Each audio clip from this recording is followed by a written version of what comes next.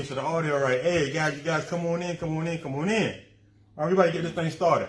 And guys, guess you know the best part about it? We doing this live from his location. Everybody, Lil J just made a big thing. 2 days ago, he said all the teams come on out. We showing the Godzilla versus King Kong fight on me, food and all. This man trying to keep the kids out of trouble. Hey. And we need more of that in the bird. Everybody from the bird know what it is? There we go. There we go. We good to go. All right. Episode 55. We're gonna start this thing off from the beginning.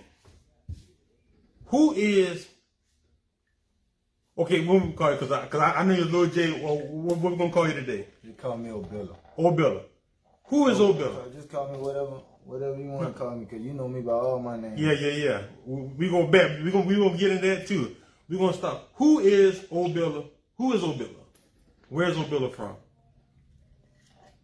Obilla is basically my stage name, short for Krazy Obilla. Obilla is like the nickname for Orangeburg. Like all the old rappers like L1, 803. And all those rap groups from the 90s, they local rappers, so that when they used to rap in their songs, they never used to say Orangeburg, they used to always say Obilla. They did. But I grew up under a lot of them, like DJ Shakim and all them, they used to always scream Obilla. They did. So, I just went ahead, I used to listen to their music, so I just went ahead and, I was in prison one time, and it was some bullshit going on in prison. And they got me mixed up with another Orangeburg, another person from Orangeburg that robbed somebody, so they tried to stab me up, and I was like, don't ever call me OB like you call everybody else. Call me something else. So they just start calling me Obilla instead of OB, so they won't get me mixed up with everybody else. So, That's crazy. I didn't know that story. Yeah, that's how they said it. This is the first time I ever told that story, Wow, that's going to be a clip, guys. You guys heard that, because I never knew, of course I knew what Obilla stands for the bird, but I never knew that you had to go by that just for, we use the word politics. Yeah, like, prison politics. When you from Orangeburg, they call everybody OB in prison. Facts. I ain't wanted to be called OB because the name OB almost got me stabbed up. They almost got me mixed up for another Orangeburg nigga. So I told them to call me something else, so they started calling me Obilla. So when I start rapping in prison, I start putting my rap, in my raps, I start calling myself Obilla. So we definitely know went from there, because you had what that song you dropped Robert, what song was that? Be honest with you, I don't even remember what year that was. I don't remember what year that was. It probably about 4 years ago. Okay, because the reason why I said that, because that summer, bro, I promise you, bro, you had the streets on lock. That song was everywhere. Even the hate, the hate was gonna come, but even the hate, it just pushed it forward, bro. That song, that summer, it was on fire, bro. It was on fire. Nobody could you couldn't hear it. It was all on the radio. It was on 3.9 and 93.9. The YouTube numbers was crazy. You did the video. The video was crazy. You shot the video in the bird. I'm gonna tell you what's crazy though. Like, I didn't realize how hot the situation was until after the whole situation was over. Okay. Until after I fell back, I didn't really realize how hot the situation was until after. It was like normal to me because I've been popular all my life since I was young. Facts. And let me tell you guys, I'm from the bird. Ain't no cap in that. Yeah, like ain't no cap in that. Like when I used to just go by Lil J, I was already popular as Lil J. Yeah. So when I created the character Krazy Obilla, I got popular by being Krazy Obilla, and to me it wasn't no big thing. You know what I'm saying? It was just you being you. It was just normal. It was just me just being me. So like when it was hot, I didn't really know how hot it was because I was living in the moment. Yeah. But after the moment, I realized damn, I was getting $1,500, $2,000 a show, and my own city was even paying me, $500 to $1,000 a show with no problem. All I had to do was get on stage for 3 minutes.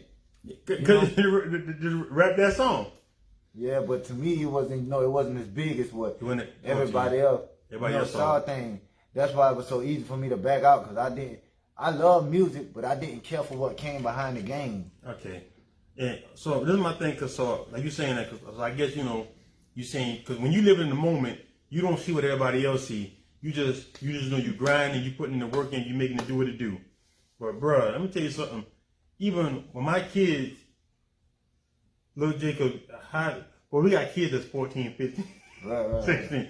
So they put us on stuff. So when I hear my kids bring me stuff like, hey, Dad, you know this guy? I like, well, I know this guy. No, I know this guy. So that's at the height. So that's talk. Man, you been on the same football team. Same football team, same classes. Man, me and Lil J talked the other day. I'm gonna call him Obilla because I know. Call me whatever you want to call me. Me and Lil J talking the other day. I'm not gonna say the young fella name, but let me tell you what. It was just so crazy how guy got us in trouble, and cause when you in school they break a fight, they take somebody away. True story, guys. Little J came back in the classroom. I'm talking about walked in the classroom. She was like, "What you doing back in here, Jasper?" Walked in the classroom, leaned back, kicked Buddy in his chest.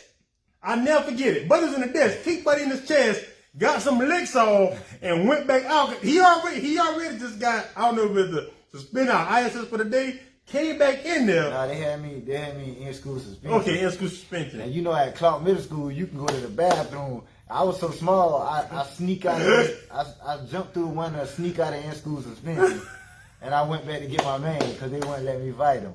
Bruh, let me tell you, I never get shout out AC, shout out Sammy C's. We all was in that classroom, bruh. And bruh came in there and brother like cause dog tried to sneak. Dog was sneaking. He a little fella try to sneak one in. When you little, they try to break it up and send old little J must start something, send them off. But J came back and got his.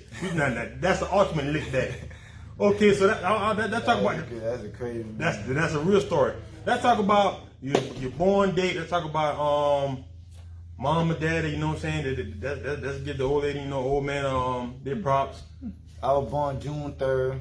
Okay. 1987. Okay. A lot of people think I'm in my 20s, but now I'm 33 years old. Mm-hmm. And I'm 33 years old. Okay. My mama died when I was 7 years old. Okay. Right. Rest in peace, mama. Right. I grew up in the church and stuff at first until I turned 7.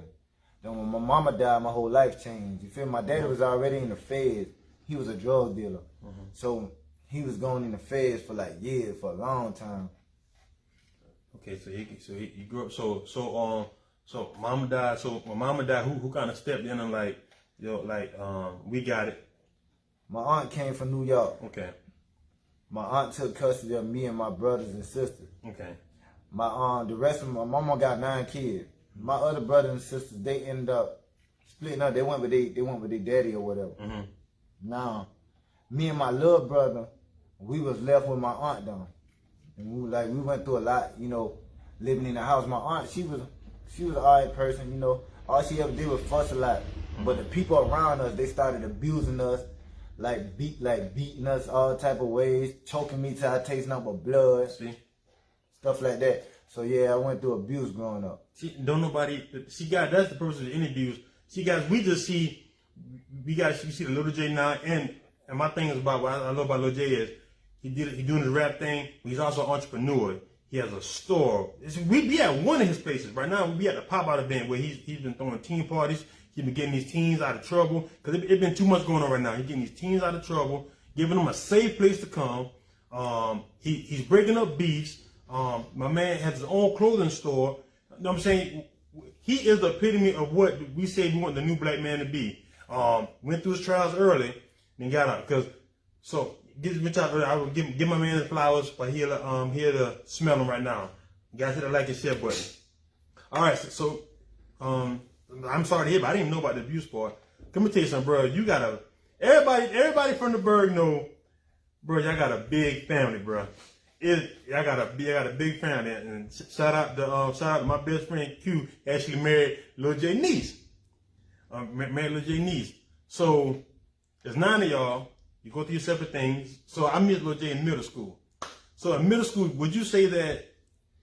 I'm gonna ask you this question. Would you say though, because of your upbringing and stuff going to the house, it affected you in school?